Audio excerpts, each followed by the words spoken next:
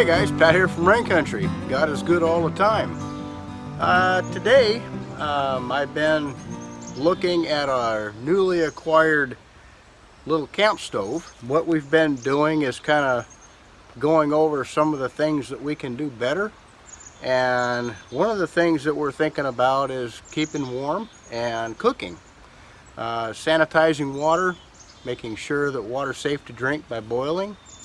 A lot of things like that, and there's one item here that I'm going to show you. I'm going to give it a pilot test today to see how it works. I'm sure it works just fine, but that's the Woodlander wood stove from Winnerwell.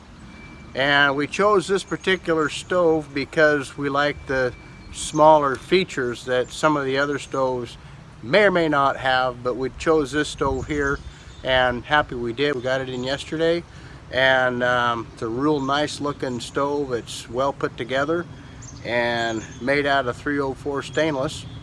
I think the only thing you can do better on materials is getting titanium, but that's a lot more expensive. So upfront cost for this little stove is pretty spendy, but you get what you pay for. Like I say, it's really well put together. When you're searching for something like this, you want to think about what you're going to be using it for.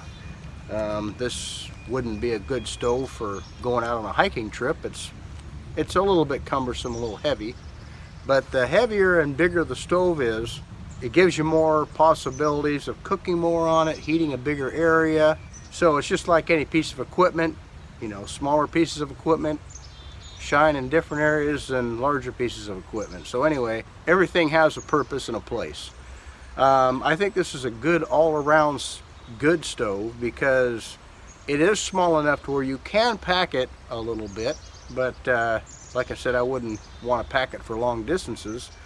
It's great for hunters, it's great for survivalists, it's great for emergency preparedness, and you need a way to keep warm, and you need another cook source on site. You know, we have propane, we have wood.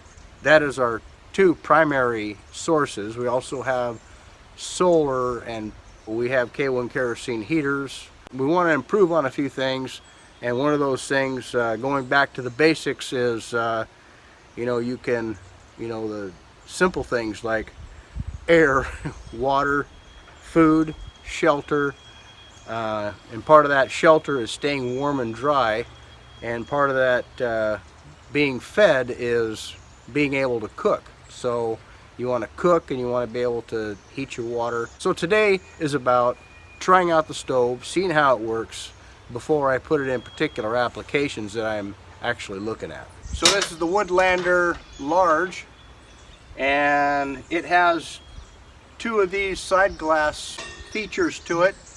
I like this because it kind of gives light off to each side of the stove as well as the front. I like watching fire. You can kind of monitor it, see how well it's burning, and you could change these out if you want to by loosening these two screws.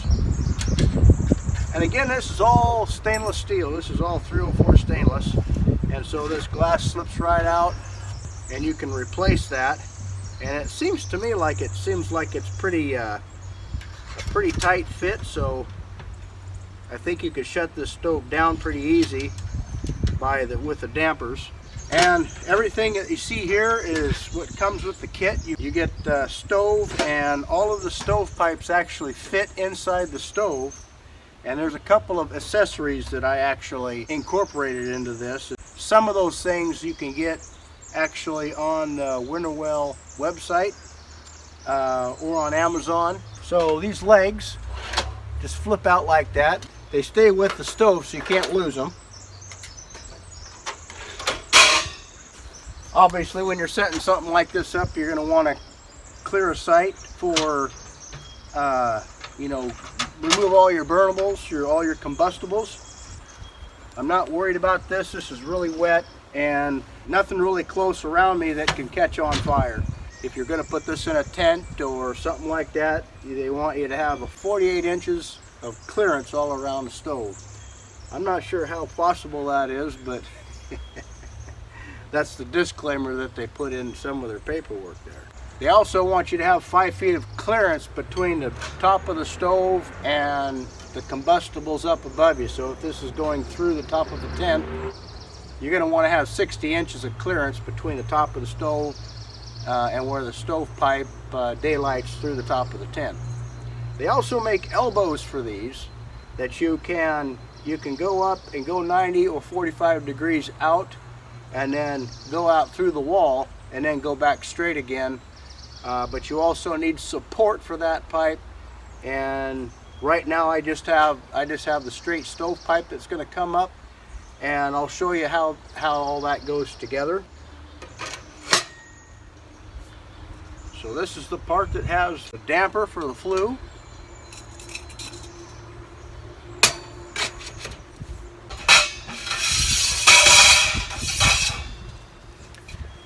Really all the pipe does fit in here. I had the 3 out kind of playing with it earlier.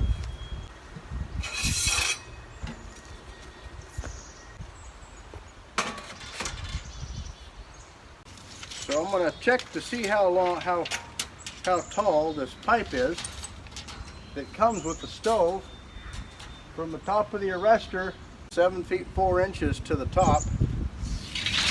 This is the 3.5 inch pipe model, which is the large model. I think they got the 2.5 inch pipe, which goes to the smaller stoves. But this is a larger pipe. I kind of like this better. I think you'll have better draw through it. We also got this flame resistant mat, and this generally goes under the stove. I'm not going to fool with that right now. I'm just going to give this a test out on this wet ground. But if you are putting this in a tent or one of those, something that's got a flammable floor, this is highly encouraged. This is a separate accessory. Well, on the front it's got an adjustable air inlet, and it's got this little window in the front, and it's got a rack in the bottom, and it also has an ash removal tool. You can scrape the ash out of it. Then your ash can fall to the bottom, so you can always have airflow through here. Now what we also got with this little stove is a little Winnerwell water heater, and that just wraps around the stovepipe, and the stovepipe and the stove itself heat the water up. So it's kind of a nice little feature, especially when you're cold, wet, and you want to heat up your insides if you've got like a pack of cocoa or instant coffee, and get yourself some warm liquids in you. So I'm going to give you some dimensions. Edge to edge on the rack and the stove and everything total is 25.5 inches. Front to back is 18.5. Including the legs, you're going to have 25 inches on or about. The height of it is 17 inches. The width of the heater, or the firebox itself, is 10 inches. The depth of the firebox is 9 3/4 of an inch. And the depth of the box is going to be 18 inches. So you can put some pretty decent sized firewood in here. Now Heidi and I, another alternate way of emergency cooking, we have a rocket stove, and if anybody's familiar with a rocket stove, they actually work really good, but you have to constantly keep feeding them because their firebox is about as big as that glass window is right there, and it's not very deep. So you have to put real small pieces of branches in there, and you got to keep feeding it constantly. This, on the other hand, I think you can keep a fire in it, and you don't have to keep stoking it every 2 minutes. We actually have an oven that sits on top of this. From what I understand, that oven doesn't work as good as the other oven that they have that actually goes in between one of these pipe sections, and it's actually a stovepipe oven. What I've read on it, it can get up to like 400 degrees, where this one here, maybe 250. Heidi's got a video on it. We got the oven before we got the stove, and so that stove actually works good. She's cooked bread in it and all kinds of different things, but you really have to get a rip-roaring fire going in the house in order to get it. We actually cooked on it in the house on our wood stove. You can get a carrying bag for this, I'm on the fence about that right now. I may or may not get that. One thing that they don't supply with you, but they do have available to purchase, are some titanium stakes. I don't have those. I didn't buy those. I have some aluminum gutter nails that I kept from my house when we redid our roof. I went ahead and replaced all the gutters on it and kept some of the nails for it. So there are holes down here on each leg that will accommodate a stake. So I'm just going to put those in.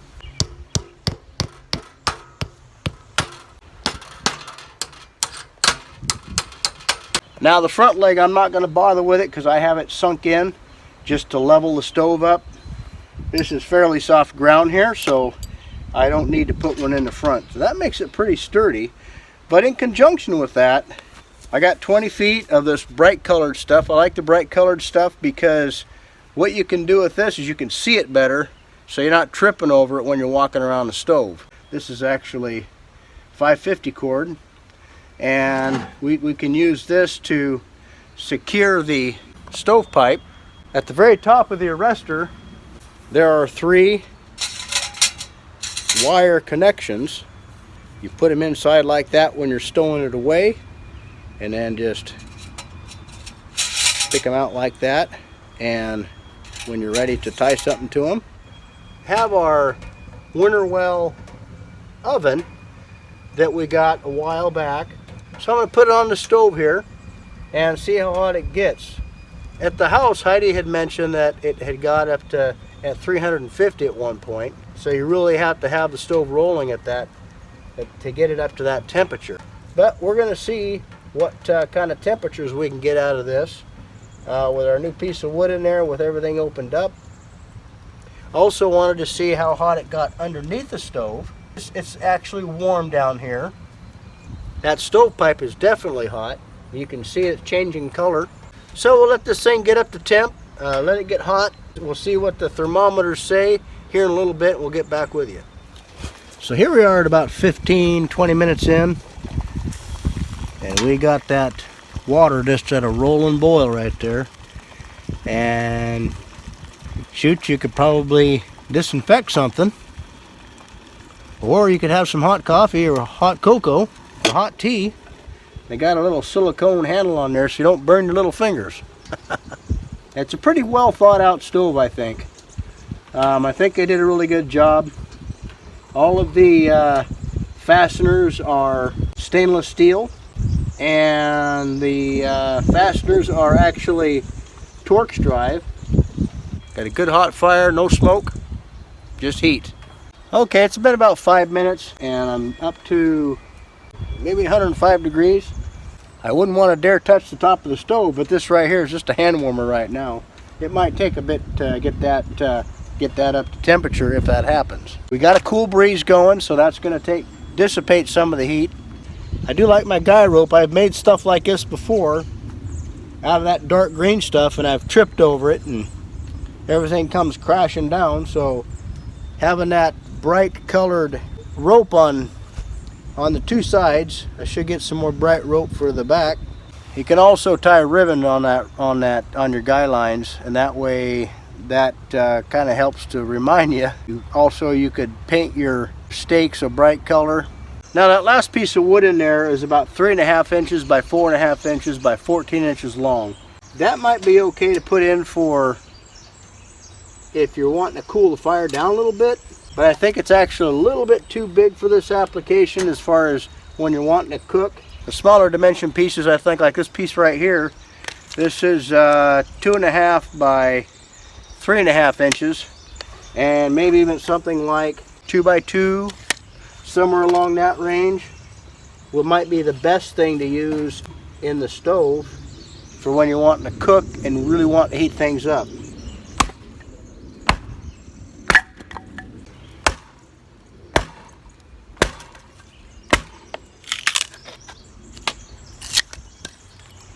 Oh, we'll get some smaller stuff in there next to that larger one.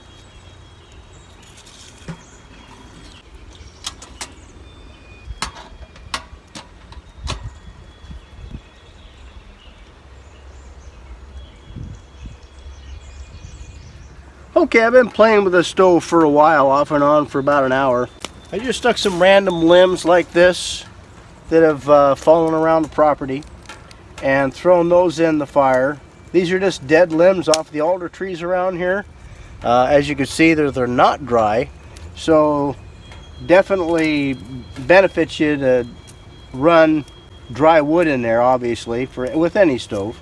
I stuck some dry wood back in there, opened up the dampers, and well, this one here, this Winnerwell oven shows maybe 162, 163 degrees Celsius, and Fahrenheit scale we're looking at 326 degrees Fahrenheit.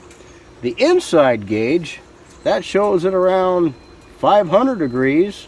That's just in Fahrenheit, that's not in Celsius. I don't know if I agree with that gauge or not. This is a newer gauge. This little oven is not that old. Now you can hear the stove quite a ways away. That back hot water tank is actually just howling. It's boiling like crazy. And you can see we got a good hot fire. I got the dampers opened up. Here's a look at the side windows. So you can see in a dark area, that'd be kind of nice to have that illuminating back this way a little bit. Now I sat this on the ground pretty close to the stove, and this is warm to the touch but not too hot to handle. But I definitely wouldn't want to grab a hold of this with my hands. We just about have all the water boiled off, but man, it gets hot. So at these temperatures you can cook anything. We got a good bed of coals in there now. The handles aren't hot at all. Now you can see the benefit of having those coals in there. That really gets you a good fire going.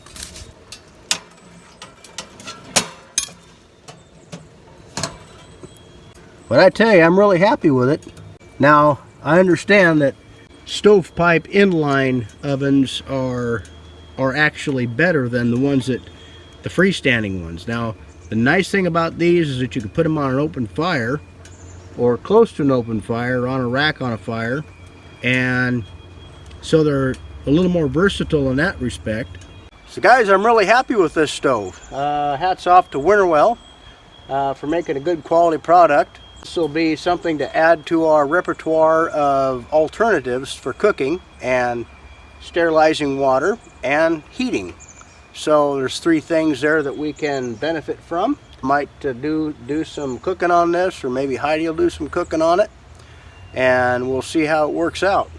So far it shows me that it's completely functional and a well-made product. I hope that helps you guys make your decision on what kind of stove to get. I'm glad I made this choice. So anyway, good job, Winnerwell, and thanks for stopping by. Take care and God bless.